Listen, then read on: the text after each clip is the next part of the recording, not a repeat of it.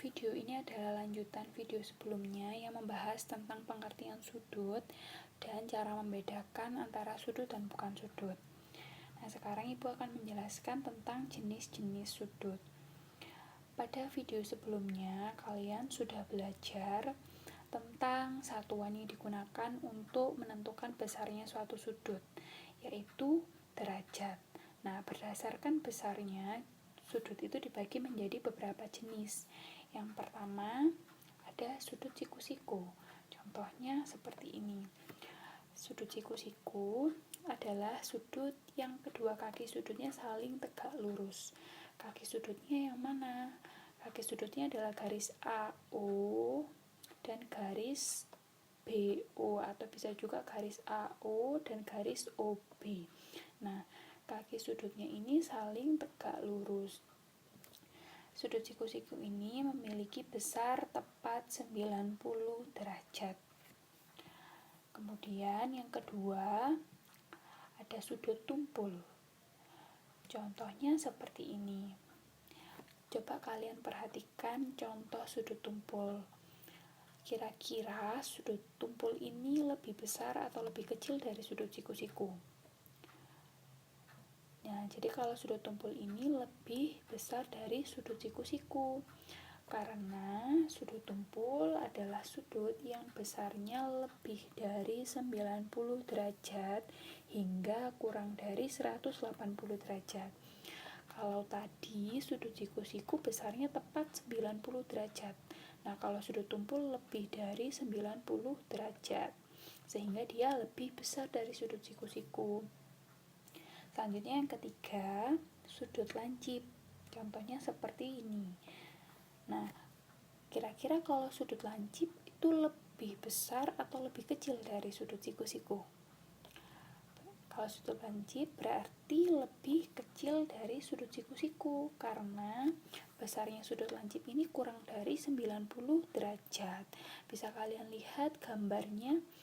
Kalau sudut lancip berarti dia lebih lancip karena besarnya kurang dari 90 derajat. Selanjutnya ada sudut lurus.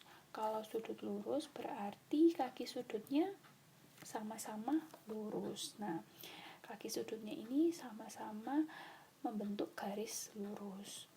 Dan besar sudut lurus ini adalah tepat 180 derajat.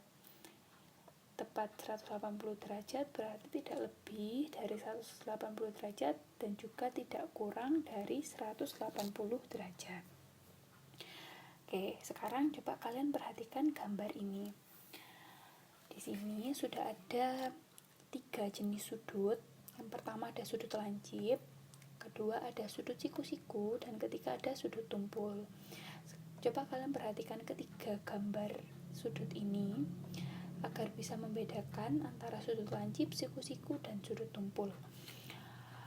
Kalau dilihat di sini, sudut lancip itu lebih kecil dari sudut siku-siku, sedangkan sudut tumpul itu lebih besar dari sudut siku-siku, karena sudut lancip besarnya kurang dari 90 derajat. Nah, sedangkan sudut tumpul lebih dari 90 derajat.